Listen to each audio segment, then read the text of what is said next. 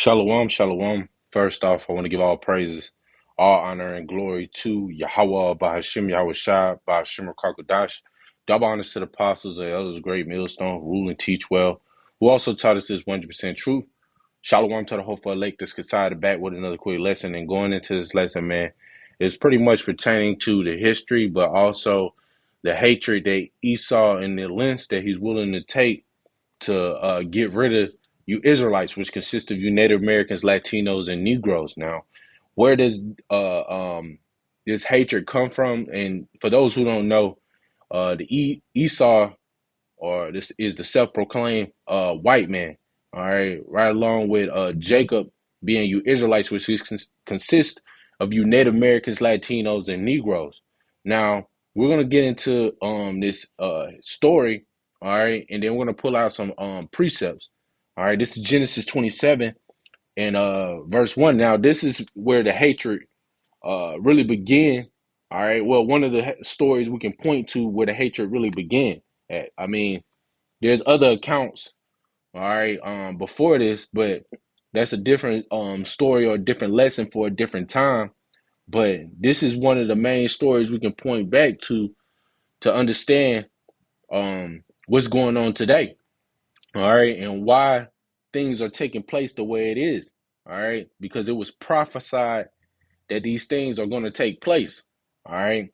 So this is Genesis 27 and verse 1. And it came to pass that when Isaac was old and his eyes were dim so that he could not see, he called Esau his eldest son and said unto him, My son. And he said unto him, Behold, here I am. And he said, Behold, now I am old. I know not the day of my death.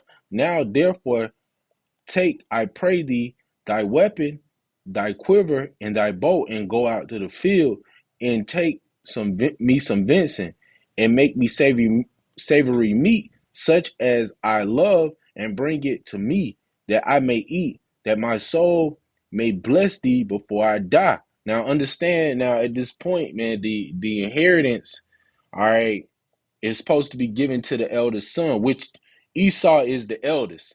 All right, Esau is the oldest. He came out of the womb, all right, before Jacob, and which we're going to get into that too as well.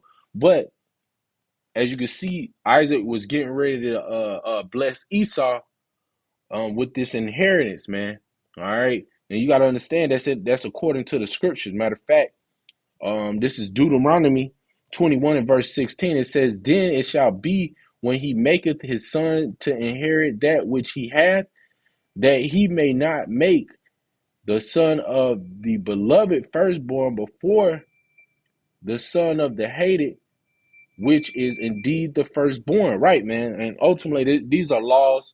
You know, even if you have a son, your oldest son, you might hate him. All right. You can't bless the younger son because you love your younger son more than your older son. All right. You can't do that. All right. And these are laws is still to this day, man, that should be held.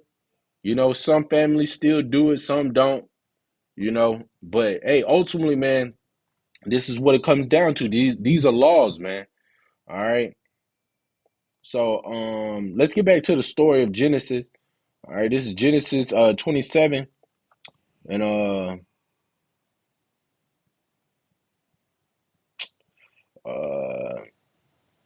verse 5. It says, And Rebekah heard when Isaac spake to Esau his son.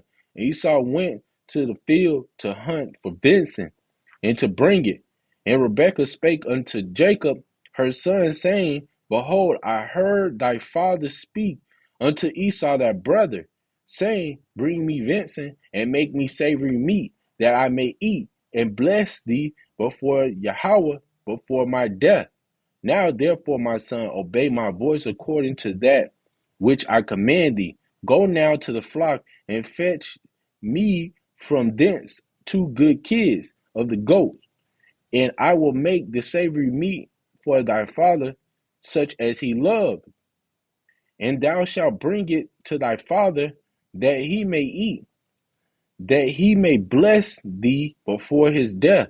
And Jacob said to Rebekah his mother, Behold, Esau is my brother, is a hairy hairy man, and I am a smooth man. My father pre-adventure will fill me, and I shall seem to him as a deceiver, and I shall bring a curse upon me, and not a blessing. And his mother said unto him, Upon me be thy curse, my son. Only obey my voice, and go fetch me them. And he went and he fetched and brought them to his mother, and his mother made savory meat, such as his father loved. And now you gotta remember, why is Rebecca doing this? All right, why is she going to the extent? Because she knows, all right, hey, she's not supposed to get in the way of it. She knows the law, man. You know, and ultimately, hey, man, even before the laws was given, they understood, at the time that, hey, man, the blessings always goes to the eldest child. All right. So why is she doing this? Well, an angel told her. All right, and she remembered this, man. She remembers this blessing or this prophecy that this was going to take place. So, hey, man, she stepped in. Hey, let's grab that account, which this is Genesis, I believe, 25. Yeah, 25. We're gonna jump down to let's jump down to 21. And Isaac entreated Yahweh for his wife because she was barren, and Yahweh was entreated of him, and Rebekah his wife conceived. And the children struggled together within her. And she said, If it be so, why am I thus? And she went to inquire of Yahweh. Right, man. Hey, man, Jacob and Esau were fighting in the womb, man. They was getting it in, man. They was throwing blows, man. All right. I'm talking about full-fledged brawling, man. All right. Verse 23, and Yahweh said unto her, Two nations are in thy womb, and two manner of people shall be separated from thy bowels, and the one people shall be stronger than the other people, and the elders shall serve the younger. Right? See, the elders shall serve the younger. All right. So, hey, ultimately, man, what the angel is saying to or the prophet, all right, which angel is ultimately a messenger, but what this individual is saying to Rebecca. All right. Ultimately, hey, man, the inheriting blessing is going to go to the younger. All right. And when her days to deliver were to Salakia, I'm getting excited. And when her days to be delivered were fulfilled, behold, there were twins in her womb. And the first came out red all over like a hairy garment, and they called his name Esau. Right, man. Ashashul. All right, if I'm not mistaken. All right, and they compared the skin tone of his color as a to a hairy garment, man. All right, he looked basically that's the closest to the color they can compare him to, man, or reference to him to. All right, and after that came his brother out, and his hand took hold on Esau's heel, and his name was called Jacob. And Isaac was 80 years old when she buried them. Right, man. All right, and ultimately, man, you can go into some of the history. It says, and the boys grew, and Esau was a cunning hunter, a man of the field. These are pretty much reference or traits that these individuals or Esau has today. All right, he's a cunning hunter, a man of the field. Who do you know? Who do you know that loves to hunt? All right, these are key personalities that Esau likes to do, man. And Jacob was a plain man dwelling in tents. Who does that sound like, man? It sounds like you Native Americans, Latinos, and Negroes, man. All right. And Isaac loved Esau because he did eat of his venison, and Rebekah loved Jacob. All right. And here's when Esau really, it never really belonged to him in the first place, because the angel already said that it was going to be given unto Jacob. But it was, hey, this is the part where it's really confirmed that it's going to be given to Jacob, man, because Esau really sold his birthright, which is that inheritance, man. All right. So it goes on and it says, and um, it says in verse 29, and Jacob saw pottage, and Esau came from the field, and he was faint. And Esau said to Jacob, feed me, I pray thee, with this same red pottage, for I am faint. Therefore was his name called Edom. All right. And Jacob said, sell me this day thy birthright. And Esau said, behold, I am at the point to die, and what profit shall this birthright do to me? And Jacob said, swear me this day, and swear unto him. And he sold his birthright unto Jacob. Yeah, man, he sold his birthright for some uncooked food, man, some uncooked meat, man. Esau was he couldn't wait patient enough to you know to wait till the food was finished. So hey man, he was like, man, it ain't gonna change anything. I'ma still get my birthright. You know, he was thinking everything was gravy, man. But hey, man, he really confirmed it, man. He really gave it away, even though it was going to be given to Jacob. All right, but he really just, hey, man, it was through the spirit. All right. So it goes on. And Jacob says, where we read that verse 34, then Jacob gave Esau bread and pottage of the lentils, and he did eat and drink, and rose up and went his way. Thus Esau despised his birthright. Yeah, man. Yeah, he thought nothing of it, man. All right, he really thought it was nothing of it. All right, and that's what really was taking place. Now we're gonna go back to Genesis 27. Now you get the gist of where we at. All right, so the blessing was ultimately lawfully, Isaac was in the spirit lawfully. Yeah, he was going to give it to Esau. All right, it was supposed to be given to Esau, but through the spirit, the Lord stepped in and said, no, give it to the younger. All right. And that happened countless of times in the scripture. All right. When you go back to ultimately going back to Jacob, because Jacob did it between Ephraim and Manasseh. Now Manasseh was the oldest and Ephraim being the youngest. All right. And instead of just being given the blessing given unto Manasseh, it was given to Ephraim to be the head tribe of the northern kingdom, man. All right, so hey, man, this is all these things are all taking place, man, through the spirit and power of Yahweh Hashem Yahweh Shah, man. So hey, man, this is above our pay grade, man. All right. So hey, the Lord is working all these things in a manner and a way, man. So Esau, this is even above his comprehension, but he's so mad, all right, and so pissed he's going to the extents and the lengths to try to get rid of you Israelites, which consist of you Native Americans, Latinos, and Negroes. So let's continue on in this story in Genesis chapter 27. All right. And let's start at verse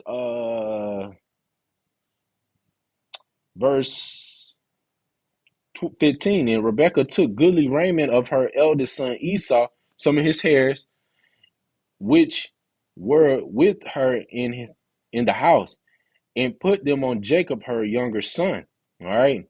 And she put the skin of the kids of the goats upon his head and upon the smooth of his neck. And she gave the savory meat and the bread. All right, and that just goes to show, man, how hairy Esau is, man. When you look up some of these pictures, or you see how Esau is, a lot of them are very hairy, man. All right, a lot of these Edomites are very hairy, bro. You know. So let's continue on, man. All right, and she gave the savory meat and the bread in which she had prepared unto the hand of her son Jacob. And he came unto his father and said, my father. And he said, here am I. Who art thou, my son? And Jacob said unto his father, I am Esau, thy firstborn. I have done according as thou badest me. Arise, I pray thee, sit and eat of my venison, that thy soul may bless me. Right, man. All right. So, hey, man, hey, he went in, he's acting like Esau. All right. Now, mind you, now, if you got kids, all right, you know how your kids sound, man. You know how your kids talk. All right, you know the difference between is even to the point you having twins, man. You know the difference between because I have a lot of not to go off topic, but I have a lot of twin friends, man. All right, and you got twins that look just like each other, and you got twins that don't look like each other. But also those twins that look like each other, they have different traits. They do different things. They have certain tones in their voice that you can recognize who is who and which is which. All right, if you're around them long enough. All right, and this is the same thing that's going to take place with Isaac. All right, so just bear with me. And we're going to get into it. And it says, and Isaac said unto his son, how is it that thou hast found it so quickly, my son? And he said, because Yahweh thy power brought it to me. And hey, man, you got to know that, hey, Esau would never say nothing like that, man. Esau would never say, hey, the Lord did this, man. All right. You can never give it to the Lord, man. All right.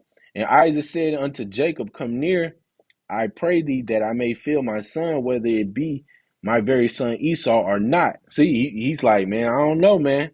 This don't sound like Esau. He ain't talking like Esau. All right. And he discerned him not, because his hands were hairy, and his brother Esau's hands. So he blessed him. And he said, art thou my very son Esau? And he said, I am. And he said, bring it near to me, and I will eat my son's venison, that my soul may bless thee. And he brought it near to him, and he did eat. And he brought him wine, and he drank. And his father Isaac said unto him, come near now, and kiss me, my son. And he came near and kissed him, and smelled the smell of his raiment, and blessed him, and said, see, the smell of my son is as the smell of the field which Yahweh hath blessed. Therefore the Most High give thee the dew of heaven and the fatness of the earth, and plenty of corn and wine. Let people serve thee, and nations bow to thee. Be Lord over thy brethren, and let thy mother's son bow down to thee. Cursed be everyone that curseth thee, and blessed be he that blesseth thee. And it came to pass, as soon as Isaac had made the end of blessing Jacob, and Jacob was yet scarce gone out from the presence of Isaac, his father, that Esau his brother came in from hunting. All right, so I'm gonna end it there, and I'm gonna do another lesson. All right, on part two, really, due to time's sake, because I know Jake has a short attention span.